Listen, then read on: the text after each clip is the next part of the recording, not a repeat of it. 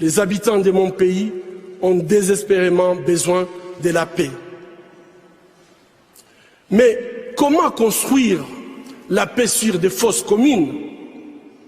Comment construire la paix sans vérité ni réconciliation? Comment construire la paix sans justice ni réparation?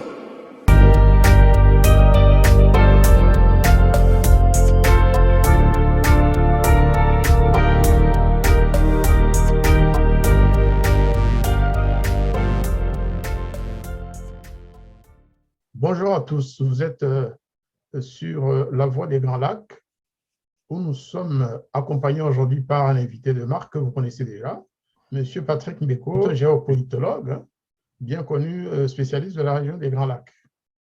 Patrick Mbeko, bonjour. Bonjour Jean-Marie. Eh bien, nous allons parler une fois encore, une fois de plus, de la situation qui prévaut dans notre région, l'Afrique des Grands Lacs, où on a assisté à une succession d'événements, surtout à la frontière rwando-congolaise, ou plutôt congolaise avec le Rwanda, où il y a eu plusieurs événements ou incidents graves. On peut se limiter au mois qui vient de s'écouler à partir du 15 octobre 2021. Le 15 octobre, rappelez-vous, c'était l'inauguration d'un vol inaugural de Rwandair dans la ville de Goma. Certains observateurs pensent que Goma est devenu en fait une partie du territoire rwandais, que c'est là que réside la plateforme des vols de Rwandair vers l'étranger, même s'il en reste à partir de Kigali, mais décidément, Rwandair a fait de Goma un choix stratégique pour le développement de ses activités.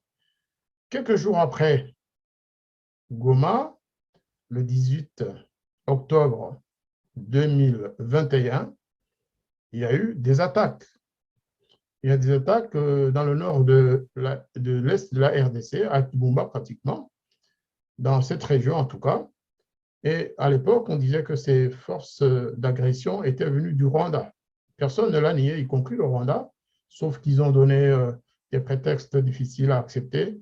Mais en tout cas, il y a eu une incursion de troupes rwandaises dans le nord du Nord Kivu.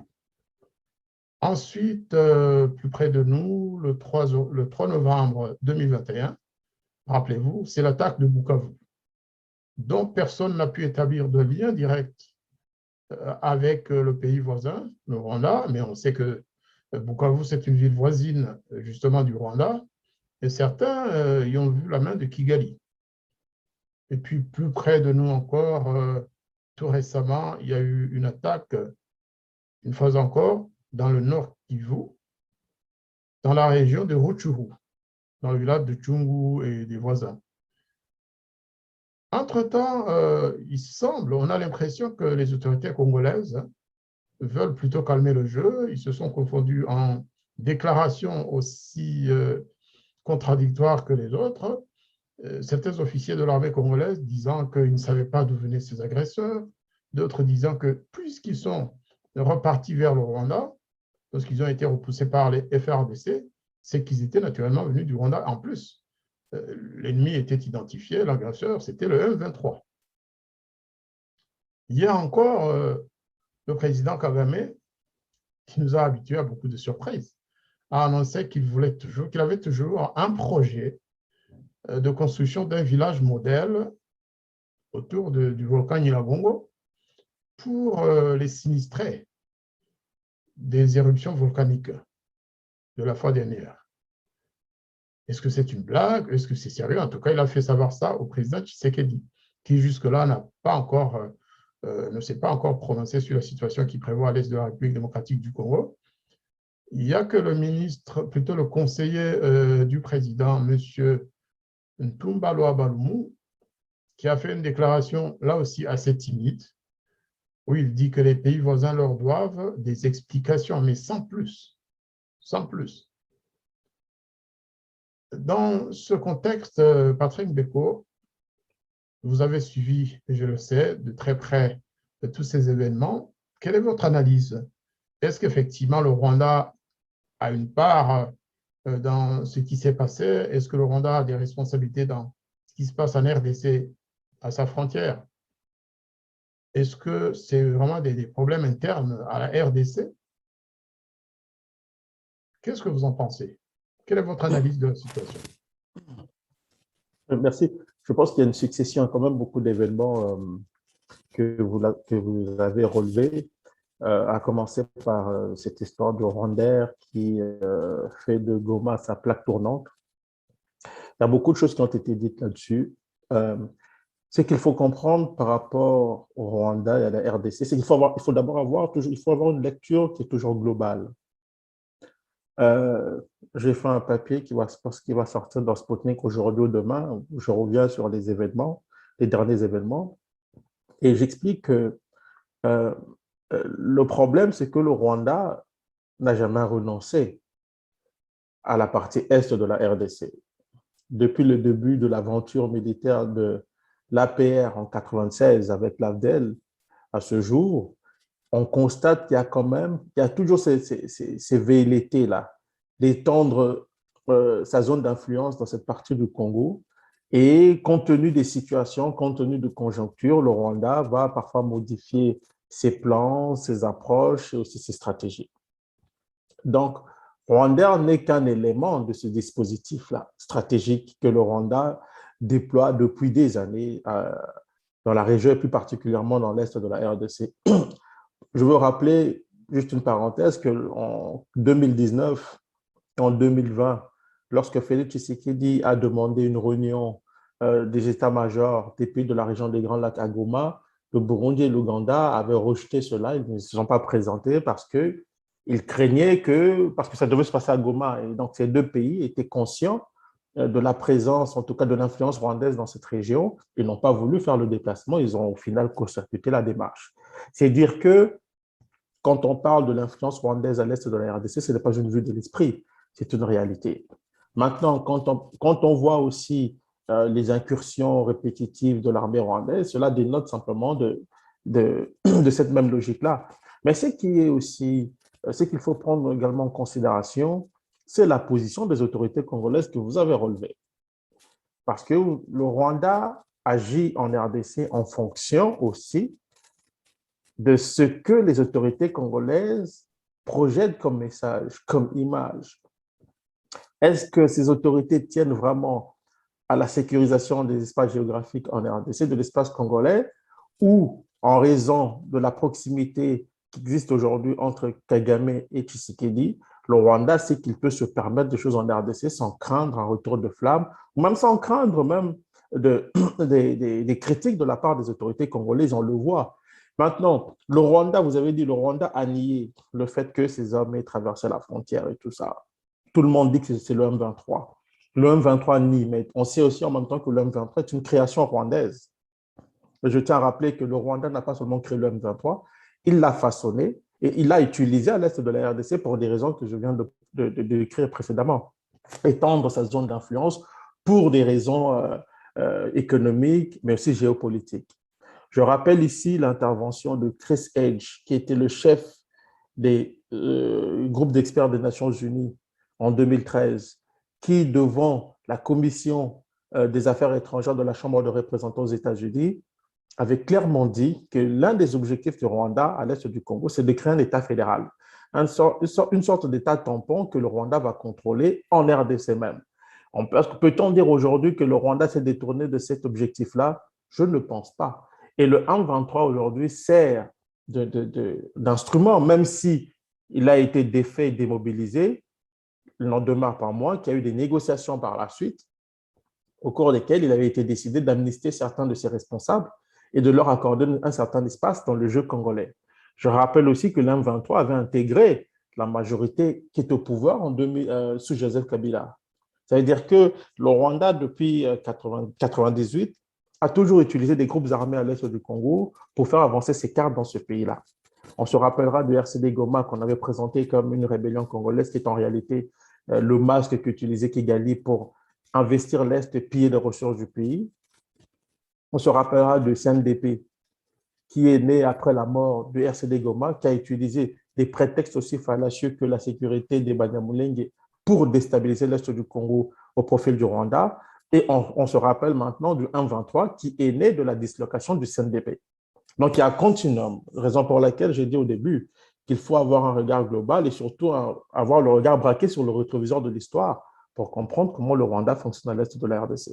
Maintenant, on peut accuser le Rwanda de tous les maux, mais il n'en demeure pas moins que l'État congolais porte une lourde responsabilité en se taisant ou en se montrant complice des actions du Rwanda dans son propre pays.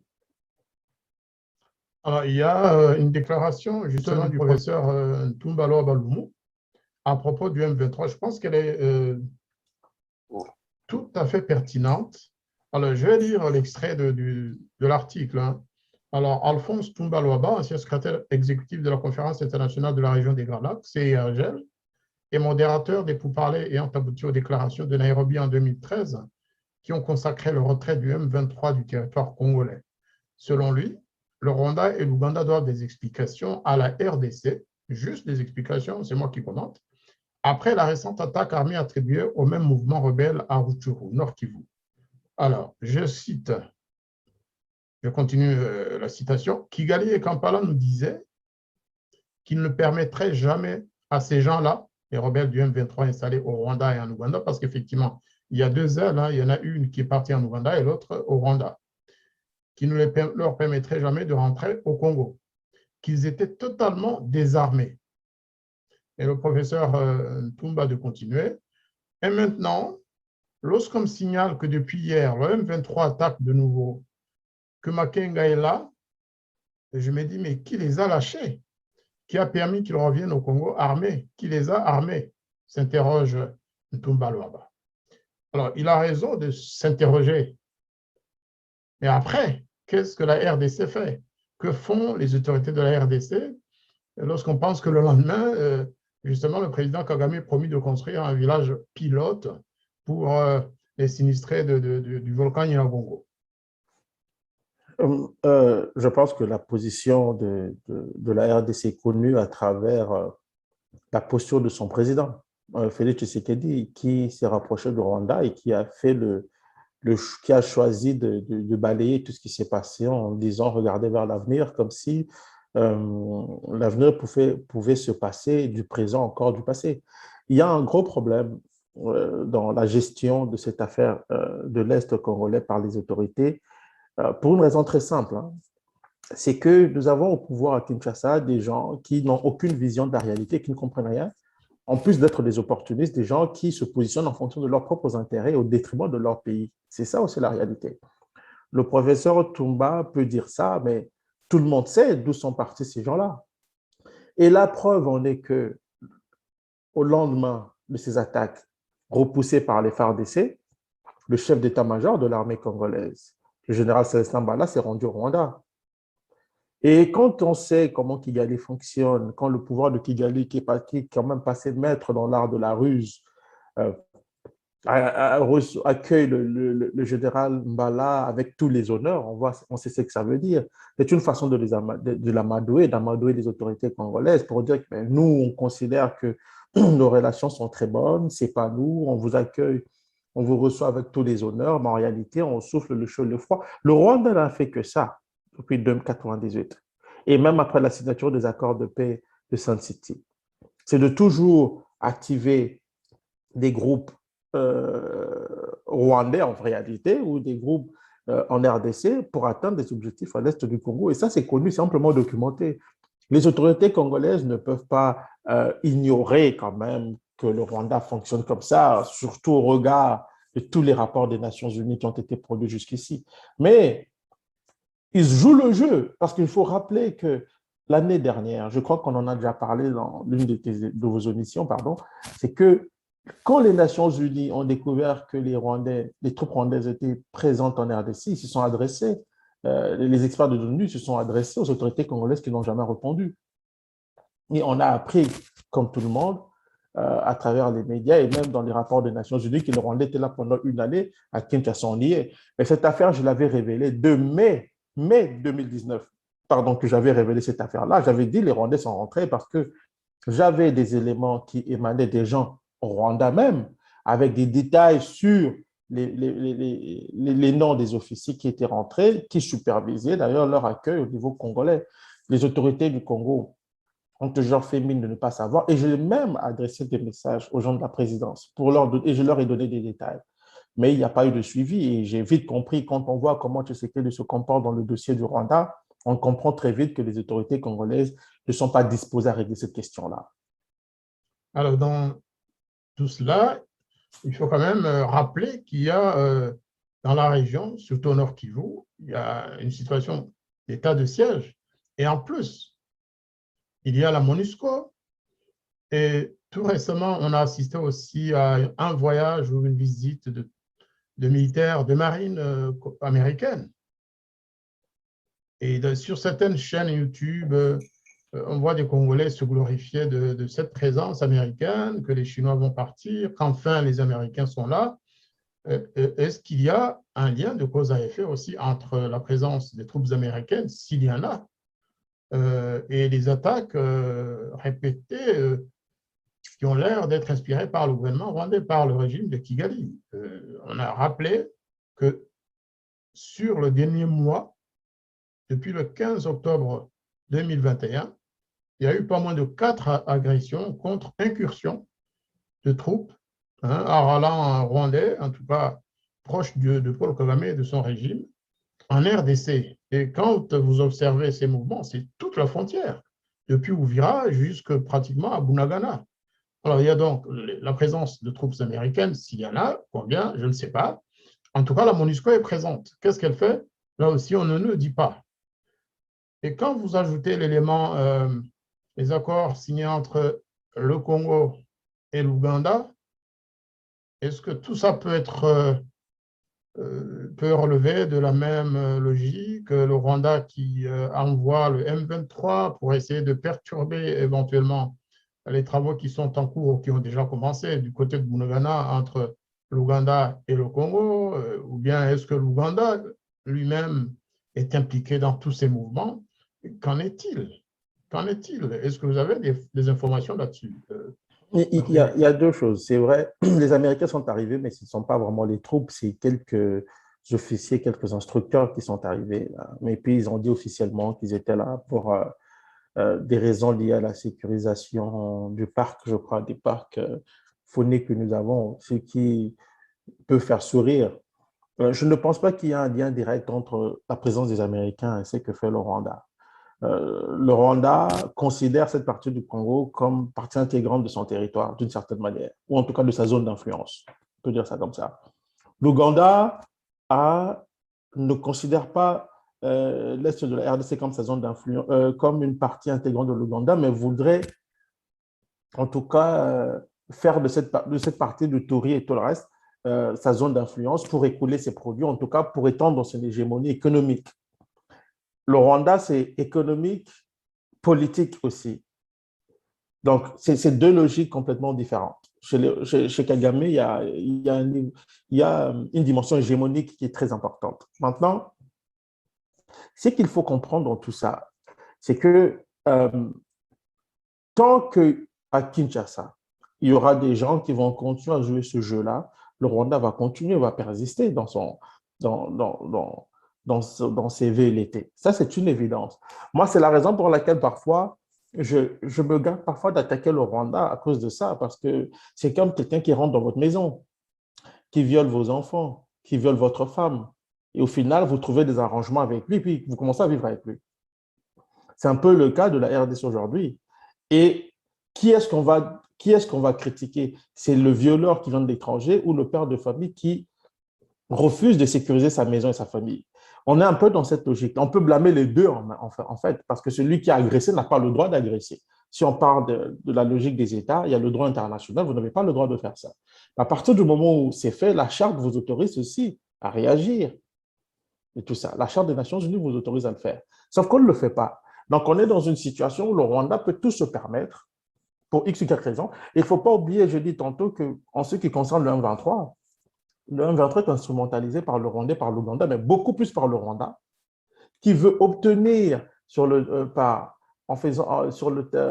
terrain militaire ce qu'il n'a pu obtenir sur le terrain politique. Parce que le M23 est une sorte de bras militaire avancé du Rwanda en RDC aujourd'hui, ils sont considérés comme des Congolais. Ils négocient avec le gouvernement central l'amnistie de ces cadres supérieurs qui sont sous mandat d'arrêt. Il ne faut pas l'oublier. Et quelle va être la suite de tout ça? Est-ce qu'on va les intégrer dans l'armée? Est-ce qu'ils vont rester dans cette partie de la RDC? Vous savez, le RCD Goma, le CNDP ont injecté des éléments dans l'armée congolaise qui n'ont jamais voulu être mutés ailleurs que de rester à l'Est.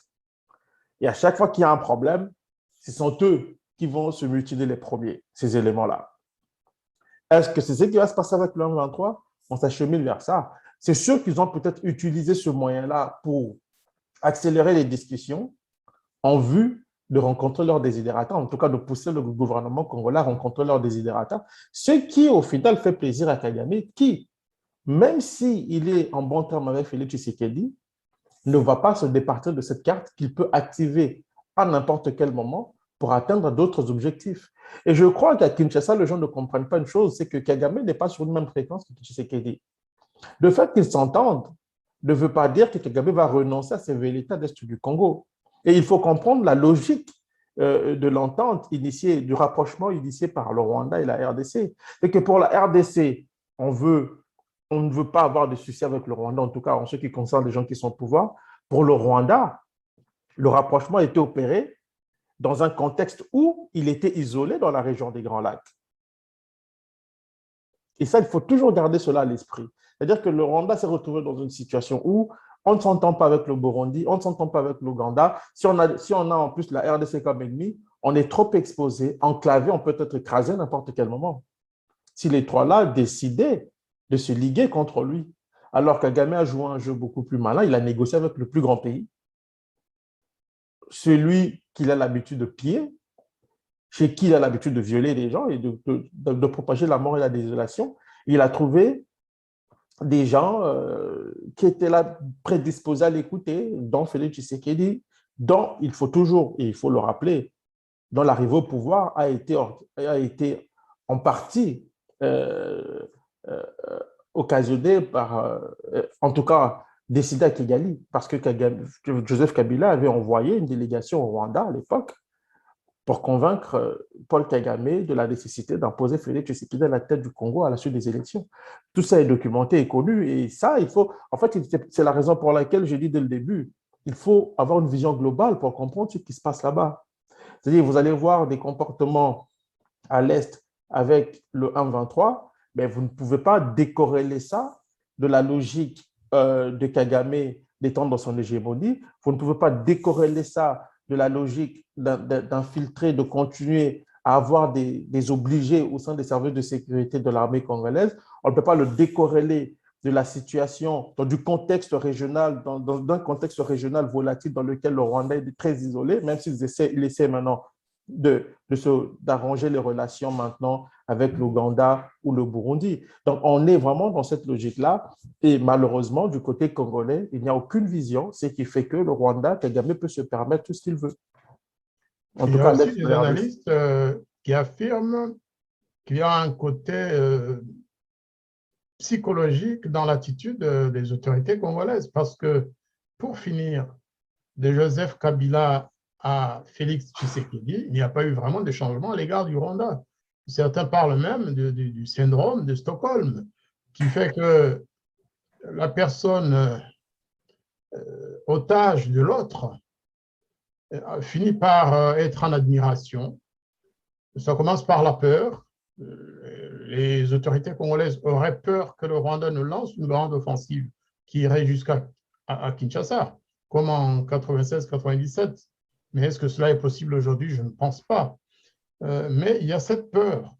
Mais il y a aussi une sorte d'admiration et d'amour non dit, non déclaré, de haine aussi entre les autorités congolaises et les autorités rwandaises, mais de haine, là aussi, non déclarée. Pour finir, c'est Kagame qui dicte sa loi.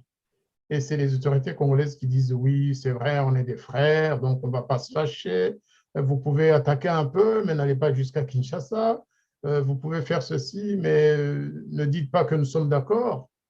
Eh bien, c'est vraiment le syndrome de Stockholm qui joue à plein dans ce phénomène régional. On a l'impression que Kigali frappe sur sa victime, la torture, et puis la victime dit, oui, mais on ne peut rien, on va s'arranger, construisons-nous un village modèle et un jour ou l'autre, on va finir par s'entendre. Et entre-temps, ils accordent des autorisations de vol à Rwandair à partir de Goma. Et tout ça, c'est vraiment, effectivement, on n'est pas loin du syndrome de Stockholm de la part de la République démocratique du Congo. Qu'est-ce que vous en pensez? Je crois que c'est ça. Et c'est ça qui est un peu malheureux. Maintenant, il faut comprendre, moi je veux même apporter une nuance à ce que vous avez dit. Entre Joseph Kabila et Félix Tshisekedi, il y a une sorte de changement dans la continuité, mais il faut en même temps dire que sous Joseph Kabila, on n'a pas vu ce que l'on observe aujourd'hui sous Félix Tshisekedi. C'est ça qui est quand même extraordinaire, surtout quand on sait qu'on a décrit Joseph Kabila comme la marionnette par excellence de Kigali. Mais le constat qu'on peut faire aujourd'hui, c'est que Kigali a obtenu avec Félix Tshisekedi ce qu'il n'a pas pu obtenir avec Joseph Kabila. Kabila est un peu quelqu'un, quand on analyse sa personnalité, on se rend compte que c'est quelqu'un qui n'est pas de nature à se laisser faire aussi facilement. Ce qui a fait que de temps en temps, il y avait une certaine brouille avec le Rwanda. Il pouvait laisser le Rwanda faire n'importe quoi, mais de temps en temps, il l'arrêtait. Et ça pouvait aussi s'expliquer par le fait que Kabila, se sachant soupçonné ou suspecté d'être rwandais, savait qu'il ne pouvait pas franchir une certaine ligne rouge aux yeux de l'opinion publique congolaise et même des gens qui l'entourent. Donc, il a un peu essayé de jouer le chaud, souffler le chaud et le froid, mais en tentant quand même d'avoir une position je ne dirais pas de principe, mais il savait tenir tête de temps en temps face au Rwanda. Et je tiens à rappeler, quand vous regardez les déclarations de Joseph Kabila, de temps en temps, il a eu à nommer le Rwanda dans l'agression dont la RDC était victime, même si de temps en temps, il jouait le jeu. Avec Félix Tshisekedi, c'est très différent. Il a même de la difficulté à nommer le Rwanda. Il a même de la difficulté à regarder son homologue rwandais dans les yeux quand il parle de certains enjeux. Et ça met en exergue la personnalité de l'homme qui est aujourd'hui à la tête du Congo. Il est vrai, il y a une certaine crainte au niveau de la RDC, au niveau de certains dirigeants, parce que, il faut le dire, le Rwanda a peuplé la RDC d'obliger, en tout cas l'armée congolaise et les services de sécurité d'obliger. C'est une évidence. Mais une chose que j'ai souvent dit à certains officiers des FARDC avec lesquels j'ai eu à discuter, je leur dis, en cas d'affrontement armé entre la RDC et le Rwanda, la RDC va écraser le Rwanda. Il ne faut pas se raconter d'histoire. La RDC va écraser le Rwanda. Le Rwanda est bon pour la communication, mais un vrai affrontement où les soldats congolais seront motivés, même si notre armée est infiltrée, je ne pense pas que le Rwanda sortira gagnant. D'abord, en termes d'envergure, l'armée congolaise est beaucoup plus importante que l'armée rwandaise. Il faut le dire. Et deuxièmement, vous savez, dans ce genre d'événement, si vous court-circuitez quelques têtes qui sont identifiés comme étant des éléments qui roulent pour l'étranger, ceux qui sont à l'intérieur du système seront en panique et le système risque même de s'effondrer de lui-même de l'intérieur. Mais encore faut-il avoir des gens dans notre armée, dans notre service de sécurité, qui peuvent faire une analyse claire de la situation et de savoir comment manœuvrer pour renverser le rapport de force. Ce qui n'est pas le cas, parce que vous avez quand même dans l'armée congolaise des gens qui sont des commerçants, vous avez beaucoup de gens qui sont des carriéristes. Regardez nos officiers. On peut tout dire de l'armée rwandaise, mais quand vous regardez un général rwandais, puis vous regardez un général congolais qui met des colliers avec un gros ventre, excusez-moi l'expression, mais vous avez quand même du mal à vous dire, vous comprenez quand même que ce n'est pas, même sur le plan psychologique, la même réalité. Ils n'ont pas la même réalité de ce qu'est un officier à la tête d'une armée. Il reste que le rapport de force plaide en faveur de la RDC, mais comment capitaliser quand ceux qui sont à la tête du pays ont déjà été soumis psychologiquement par l'autre pays, par le Rwanda et par Kagame particulièrement. C'est ça le problème. Alors, on nous parle souvent de la guerre de 96. Mais je rappelle qu'en 96, il n'y avait pas de guerre. C'était en fait, comment on appelle ça, les soldats rwandais sont rentrés avec leurs alliés, ils n'ont pas rencontré de véritable résistance. Parce que les gens avaient rejeté le régime du maréchal Mobutu. Les seuls affrontements véritables qu'il y a eu, c'était au niveau de Kenge. Et c'était la débâcle des troupes de l'AFDEL. Jusqu'à ce que, encore une fois, on utilise Mayele contre l'Angola et les soldats de l'UNITA qui ont fini par rebrousser chemin et rentrer chez eux. Et les soldats de l'AFDEL sont rentrés à Kinshasa. Et à chaque fois, on l'a pu l'observer depuis 1998, c'est que quand les FARDC prenaient leurs responsabilités, les soldats rwandais, leurs supplétifs, avaient toujours des difficultés à l'est du Congo. Mais on a un problème, c'est qu'au final, les ordres venaient toujours de Kinshasa pour dire replier ou ne tirez pas, ou alors on avait des infiltrés qui jouaient le jeu de l'ennemi. C'est la raison pour laquelle aujourd'hui, on a la situation que nous avons aujourd'hui. Et ça, ce n'est pas la faute de nos vaillants militaires qui sont mal payés mais qui se battent avec les moyens de bord qu'ils ont. C'est la faute des autorités congolaises qui ont fait le choix de capituler devant Kagame pour X, Y raisons, pour des raisons de carrière, pour des raisons de positionnement, pour des raisons politiques, ou même parce qu'ils ont simplement peur. Et c'est ça qui est triste. Mais moi, je crois que tout ça peut changer. Vous savez, Jean-Marie, vous avez été ambassadeur. Pour ceux qui ne le savent pas, vous avez été ambassadeur dans le premier gouvernement du FPR de Kagame. Vous avez été aussi ambassadeur sous le président. Non, vous avez été ambassadeur sous le président Biarimana et ministre des Affaires étrangères. Donc, vous connaissez assez bien le système, comment il fonctionne. Mais je rappelle aux gens ici qui nous écoutent que Kagame a appartenu à l'armée ougandaise. Beaucoup des militaires du FPR proviennent de l'Ouganda, les officiers qui sont là aujourd'hui. Mais quand il y a eu des affrontements entre l'Ouganda et le Rwanda, ce n'était pas évident pour l'armée rwandaise. Et l'Ouganda a pu se départir de tous ces infiltrés qui étaient au sein de son armée. Le Congo peut le faire. C'est une question de volonté politique. Mais encore faut-il avoir les personnes qu'il faut à la place ou aux places qu'il faut. Mais quand vous avez un Félix Tshisekedi qui, pour lui, Kagame est un frère et qui est prêt, parce que c'est ça qui est quand même extraordinaire, qui est prêt à balayer tous les crimes qui ont été commis par l'armée rwandaise en RDC pour faire plaisir à Kigali, vous comprenez dans quel état d'esprit sont les gens qui sont en RDC. Et vous avez raison de parler du syndrome du Larbin. Moi, je parle beaucoup plus de la complicité. Moi, je pense qu'avec Félix Tshisekedi, il y a une complicité avérée. Et je crois, comme j'ai entendu certaines personnes me le dire de temps en temps à Kinshasa, un jour, Félix Tshisekedi, à la différence de Kabila, sera jugé ou devra s'expliquer sur sa connivence avec le Rwanda. Je vais finir par une observation. Est-ce que vous savez que jusqu'à ce jour, les accords qui ont été conclus entre la RDC et le Rwanda sur l'exploitation de l'or n'ont pas été rendus publics, alors que le Parlement exige, la loi exige que ces rapports soient rendus publics, soient présentés au Parlement après un certain nombre de temps. Jusqu'à ce jour, on n'en sait pas grand-chose officiellement. Moi, j'ai eu des bribes, j'ai eu des informations sur ces accords-là. J'attends d'avoir le document, le vrai document, mais ça vous donne une idée de comment le Congo est géré. Donc, quand vous avez une incursion à l'Est et que le chef d'état-major accourt au Rwanda pour s'expliquer, alors que c'est le Congo qui a été quand même agressé d'une certaine manière parce qu'ils ont pillé les populations civiles au moment de retourner au Rwanda, les gens du M23, ça vous donne une idée de ce qui se passe. Ça vous montre aussi que le Congo n'est pas dirigé. Le Congo n'est plus un État. Ce n'est pas parce qu'on a quelqu'un qui joue le rôle de président, un premier ministre et des ministres que le pays est véritablement dirigé. La réalité est que le Congo n'est pas dirigé. Et si vous voulez comprendre la capitulation devant le Rwanda, observez le comportement de l'ambassadeur du Rwanda en RDC, Vincent Karega.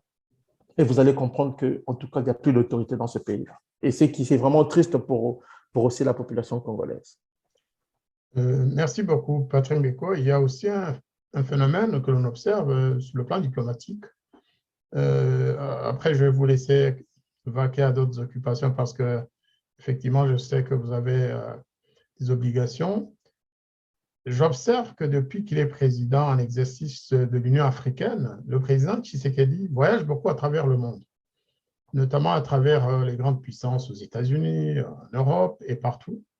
Et j'ai l'impression qu'il n'accorde pas beaucoup d'importance en relation avec les pays voisins autres que le Rwanda. C'est une impression que j'ai. Avec la Tanzanie, je ne vois pas beaucoup de signes. Avec l'Ouganda non plus. Bien sûr, il y a eu l'accord pour certains travaux publics à travers la frontière de Bunagana. Mais avec la Zambie, la même chose. Alors que c'est maintenant, peut-être en profitant de son rôle de président en exercice de l'Union africaine, qu'il faudrait raffermir les relations avec l'Afrique notamment et éventuellement essayer d'isoler ce pays-là qui est le prédateur numéro un de la République démocratique du Congo, prédateur, le pays voisin qui tue les populations du Congo, parce qu'à chaque fois qu'il y a une attaque, qu'il y a une incursion, il y a des Congolais qui meurent. sans parler des millions de morts depuis 1996.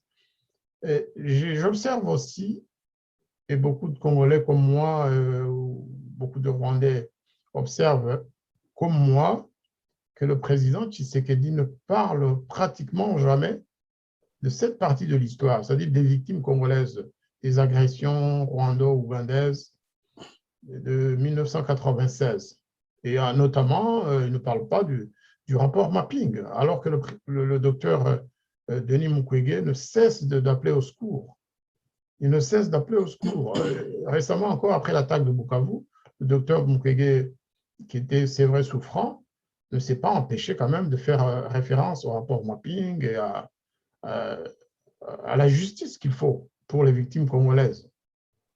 Pourquoi le président Tshisekedi ne veut pas saisir la balle au bon? Pourquoi il n'apporte pas suffisamment de soutien au docteur Mukwege? C'est l'impression que j'ai personnellement. Peut-être que ça se passe ailleurs, que ce n'est pas dit, que ça ne fait pas partie des déclarations publiques du président, mais qu'il y a une action. Et pourquoi? Pourquoi il ne le fait pas? Pourquoi il ne soutient pas le docteur Mukwege? Et pourquoi il ne soutient pas le rapport mapping, tout simplement? Mais moi, je pense que c'est pour des raisons que j'ai relevées précédemment. Tshisekedi, Félix Tshisekedi est un pur produit de Kigali. Je veux dire, son pouvoir est un produit de Kigali. Si l'on ne comprend pas dans quelles conditions il est arrivé au pouvoir, on ne va pas comprendre pourquoi est-ce qu'il est silencieux en tout ce qui concerne le Rwanda. Vous avez dit qu'il ne parle pas des victimes congolaises. S'il en a parlé, et la seule fois qu'il en a parlé, c'était pour dire que ce sont les victimes collatérales de la guerre en RDC. Et c'est extraordinaire. C'est la première fois dans l'histoire de la RDC que quelqu'un affirme que les victimes congolaises de la barbarie kagamienne sont des victimes des effets collatéraux de la guerre. Alors que le Rwanda même n'a jamais dit ça. Et vous comprenez pourquoi Kagame a déclaré il y a quelques mois en France que le Rwanda n'avait pas commis des crimes au Congo. Parce qu'à partir du moment où celui qui joue le rôle de président en RDC affirme que ce qui s'est passé, les victimes congolaises sont des dommages collatéraux, mais il est normal que Kagame s'en serve pour dire mais non, on n'a pas commis de crimes en RDC. Les gens n'ont pas fait le lien entre les propos de Kagame et les propos de Félix Tshisekedi auparavant, ce qu'il avait écrit quand il est allé au Rwanda. Et c'est vrai qu'il n'aime pas parler de rapport mapping. Parce que quand vous parlez de rapport mapping, il y a le premier pays qui est ciblé, c'est le Rwanda. Les premières personnalités qui sont ciblées, c'est les officiers rwandais qui étaient impliqués dans l'expédition militaire à l'est de la RDC en 96 et 97. Et par la suite encore, dans James Kabarebe, celui-là même qui avait demandé à la délégation de Joseph Kabila en décembre 2018 de cautionner, la délégation que Kabila avait envoyée au Rwanda pour discuter du cas Tshisekedi, avait rencontré le président Kagame et aussi James Kabarebe qui avait demandé à cette délégation-là de confirmer la nomination de Félix Tshisekedi par Joseph Kabila. Donc, toutes ces choses-là, il faut les savoir. C'est quand on le sait qu'on comprend par la suite le comportement de Tshisekedi qui, pour préserver son pouvoir, a fait aussi lui, il a fait le choix, il a choisi de capituler, de se soumettre aux desiderata de son homologue rwandais. Comment comprendre que des ONG étrangères, comment comprendre qu'un prix Nobel, comment comprendre que la société civile parle de cette histoire de massacre à l'est du Congo, de Mapping Report, mais que celui qui joue le rôle de président de RDC se taise? Et regardez autour de Tshisekedi, qui gravite autour de lui. L'un de ses conseillers très proches, M. Bisselele, a été formé par les services de renseignement rwandais. On l'oublie sous le RCD Goma. Et quand j'en ai discuté avec certains d'entre eux, ils ont dit clairement, lui, on le connaît très bien. Celui-là n'a de Congolais que le nom. Son âme est possédée par le DMI, c'est-à-dire le service de renseignement rwandais, le redoutable DMI qui commet des crimes à travers le monde. Cet homme-là est autour de Tshisekedi. Il y a un autre, dont le nom m'échappe, qui est aussi un des conseillers de Tshisekedi, qui s'occupe de tout le dossier lié au M23, qui est proche du frère du général Nyamvumba, celui qui est colonel dans votre armée, là, il est dans les renseignements militaires, je crois. Mais voilà des gens qui sont autour de Tshisekedi, et on est surpris de voir Tshisekedi se comporter de la sorte dans tous les dossiers qui concernent le Rwanda. Non. Maintenant, quand vous parlez de ses voyages à l'étranger, mais ça, c'est un autre problème. C'est que Tshisekedi, parfois, on se pose la question de savoir s'il a un problème de rester sur place chez lui en RDC. Vous savez, en RDC, à Kinshasa, il y a une blague qui dit quand Tshisekedi vient, on dit il vient en vacances. Il vient en fait en voyage en RDC parce qu'il doit repartir. Parce que le président n'est pas capable de rester chez lui. On a un ministre des Affaires étrangères, on ne sait même pas à quoi il sert. C'est la première fois que j'entends parler de lui, là, il y a quelques temps, là, il y a tout récemment, il y a quelques jours, sur le dossier de la Libye. En tout ce qui concerne la RDC, on ne comprend pas. Et si le pouvoir de Kinshasa ne comprend pas la nécessité de discuter avec le Burundi, l'Ouganda, la Tanzanie, tous ces pays, de tisser des liens avec eux, comme il le fait avec le Rwanda, c'est simplement parce que vous avez Tshisekedi qui a fait le choix de se rapprocher de Kigali, qui avait des problèmes avec tous ces États-là, premièrement. Et deuxièmement, c'est parce qu'il n'y a aucune vision. Et je l'ai dit, il n'y a aucune vision à la tête de la RDC. Ces gens ne comprennent rien au dossier des Grands Lacs. Et comme la plupart d'entre eux étaient des jouisseurs qui vivent en Belgique et tout ça, bon, ils se retrouvent parachutés à la tête du pays. Ils ne font pas le choix de s'entourer des gens qui comprennent les dossiers et qui peuvent les orienter. Ils ne le font pas. Ils ne le font pas du tout. Vous vous rendez compte aujourd'hui que le docteur Mukwege sillonne le monde entier pour parler du rapport mapping et chez lui, il n'est pas soutenu. Chez lui, en RDC, il n'est pas soutenu. Mais comment faire aboutir le dossier du mapping quand le pays concerné refuse de mettre au rôle cette problématique-là? Parce que tous les pays du monde peuvent soutenir la RDC dans le dossier du mapping. Tant que la RDC elle-même ne va pas prendre le devant, personne ne pourra bouger pour elle. Et c'est ça qu'il faut comprendre. Comment voulez-vous que les grandes puissances comme la Chine, la Russie ou même les États-Unis s'impliquent véritablement dans ce dossier quand elles se rendent compte que la RDC a fait le choix de ne pas s'impliquer, a même fait le choix, je pourrais dire, d'enterrer ce dossier. Parce que le comportement de Kinshasa tend à vouloir enterrer définitivement le dossier du mapping. Et d'après ce que je sais, il y a des gens au pouvoir qui n'apprécient même pas la démarche du docteur Mukwege. C'est ça qui est extraordinairement frappant. Il y a des gens au cœur du pouvoir congolais qui n'apprécient pas sa démarche. Je le dis publiquement parce que je le sais et j'ai entendu des gens le dire. Et c'est triste pour un pays comme ça. Donc, espérons un jour, j'espère qu'un jour Félix Tshisekedi va revenir au bon sentiment, qu'il va peut-être un jour reconsidérer ses positions par rapport au Rwanda, qu'il va un jour s'occuper véritablement des victimes congolaises. Mais tant qu'il va persister sur sa voie, hein, la voie actuelle, il n'y aura rien et les Congolais ne pourront que se tourner vers le bon Dieu parce que leurs autorités, en tout cas, ne semblent pas être préoccupées par leurs problèmes. Écoutez, Patrick Mbeko, je vous remercie beaucoup. Peut-être pour compléter une dernière fois le tableau quand même, je signale la création au Rwanda de ce qu'ils appellent AMC, c'est-à-dire International Military Commission. C'est la Commission internationale militaire, hein, qui est l'équivalent du ministère des Affaires étrangères, mais pour toutes les questions militaires. Et le patron de cette commission, c'est un certain général qui vient d'être promu général, Karuretwa, Patrick. Karuretwa, c'est le fils de maître Karuretwa, qui est né à Goma, qui a grandi à Goma et qui est donc aujourd'hui pratiquement un des officiers les plus importants de l'armée rwandaise. Et ce n'est pas un hasard que ce soit le général Karuretwa qui a été promu pour la circonstance. Quand on parle de diplomatie militaire, hein, la diplomatie va commencer certainement quelque part dans les pays voisins avant d'aller ailleurs. Et donc, ça ne m'étonne pas que ce soit un ressortissant de Goma, dont la famille était très puissante à Goma, très connue. Maître Karuretwa, c'est une grande personnalité à Goma qui a beaucoup financé le FPR. Et donc, on devrait s'attendre à quelque chose, à mon avis. Il va peut-être supplanter le ministre des Affaires étrangères pour s'occuper justement de la partie où l'armée doit intervenir le plus probablement possible maintenant, très bientôt. Mais restons positifs et restons optimistes. En effet. Et donc, je remercie beaucoup Patrick Mbeko pour vraiment cet éclairage que vous nous avez apporté. Eh bien, je compte vous inviter une nouvelle fois sous peu parce qu'il y a de l'actualité.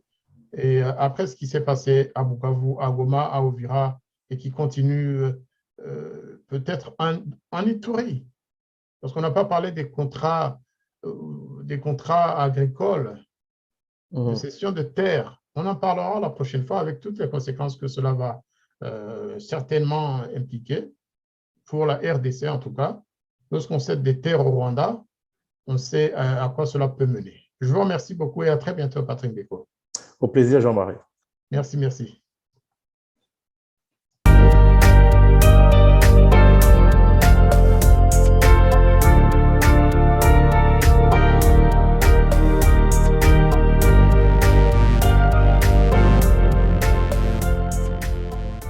Les habitants de mon pays ont désespérément besoin de la paix. Mais comment construire la paix sur des fausses communes? Comment construire la paix sans vérité ni réconciliation? Comment construire la paix sans justice ni réparation?